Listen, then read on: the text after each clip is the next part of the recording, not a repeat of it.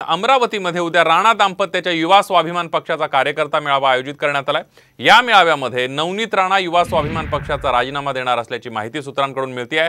लोकसभा निवडणुकीच्या अनुषंगाने त्या महत्त्वाचा निर्णय घेणार असल्याची माहिती मिळते आहे। या मेळाव्यासाठी निर्णय घेणार दिशा ठरणार अशा आशयाचे बॅनर व्हायरल होताना दिसतात। अधिक माहिती जाऊयात, आपले प्रतिनिधी अमर घटारे आपल्या सोबत आहेत। अमर, गेल्या अनेक दिवसापासून नवनीत राणा भाजपमध्ये जाणार असलेल्या चर्चा ज्या आहेत त्या रंगू लागलेल्या होत्या।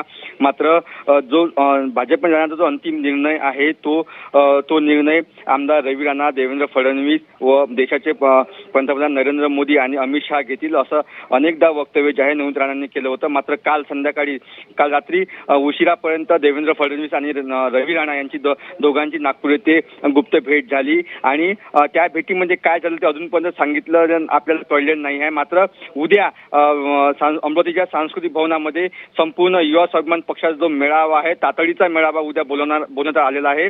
आणि एकंदरीत बघितलं तर संपूर्ण जे कार्यकर्ते आहे सोबतच जे संपूर्ण जे युवा स्वाभिमान पक्षाचे जे थोडंसं थांबवतोय कारण आपल्या सोबत आमदार रवी राणा आहेत। रवी राणा जी आपण बघतोय, नवनीत राणा यांच्या उमेदवारीबद्दल वेगवेगळ्या चर्चा सुरू आहेत, हाती कमळ घेणार असल्याची चर्चा सुरू आहे, काय प्रतिक्रिया आपली यावर? गेल्या 10-12 वर्षापासून खासदार नवनीत राणा युवासेना पक्षावर लढल्या आणि युवासेना पार्टीच्या महिला कार्याध्यक्ष आहे राष्ट्रीय, त्या एका पदावर काम करत आहे आणि युवासेना पार्टीचा एक कार्यकर्ता मेळाव्यामध्ये कार्यकर्त्यांचं मत, कार्यकर्त्यांच्या मनामधल्या ज्या आहे त्या सगळ्या आम्ही एक चर्चा केल्यानंतर सगळ्यांचं एक मत घेऊन पुढे कसं जायचं, काय करायचं या संदर्भात कार्यकर्ते एकत्र येऊन आम्ही बैठक घेणार आहे। त्या मेळाव्यामध्ये बरंच काही पिक्चर क्लिअर होईल, पण सगळ्या कार्यकर्त्याचे मतं घेऊन पुढे कसं जायचं, काय जायचं त्याचा आम्ही निर्णय घेणार आहे। अगदी म्हणजे रवी राणाजी, नवनीत राणा या भाजपच्या चिन्हावर उभं राहणार याला म्हणजे तुम्ही याला नकार देत नाहीये? नाही, त्याचा सध्या काही ते निश्चित नाही आहे, पण आमची युवासेना पार्टीकडे पक्षामध्ये त्या कितक्या वर्षांपासून काम करत आहे, पक्षाच्या खासदार आहे, सगळ्या पक्षाच्या वरिष्ठ नेत्यांचं, तालुका अध्यक्षांचं, कार्यकर्त्यांचं एक मत त्या ठिकाणी आम्ही घेणार आहे। त्यानंतर भविष्यातल्या राजकीय वाटचाली कशा राहील त्यांच्या त्यावर निर्णय। अगदी रवी राणाजी, धन्यवाद, तुम्ही साम टीव्हीशी बोललात त्याबद्दल।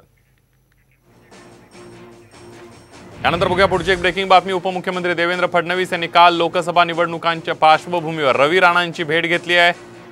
मोदी फडणवीसांना माझा नेता मानतो अशा प्रकारची प्रतिक्रिया त्यांनी दिली आहे। ते जे निर्णय घेतील त्यांच्या पुढे जाणार नसल्याचं ते म्हणालेत। मी नशीबवान, माझ्या नावाची चर्चा होते असं ते म्हणालेले आहेत। रवी राणा यांनी दिली तर मोदी, शहा, फडणवीस जो निर्णय घेतील त्यांच्या पुढे जाणार नसल्याचंही नवनीत राणा यांनी म्हटलेलं आहे। महाराष्ट्राला पुढे न्यायचं जर काम करायचं आहे तर मोदीजींची सख्त जरूरत आहे देशाला आहे।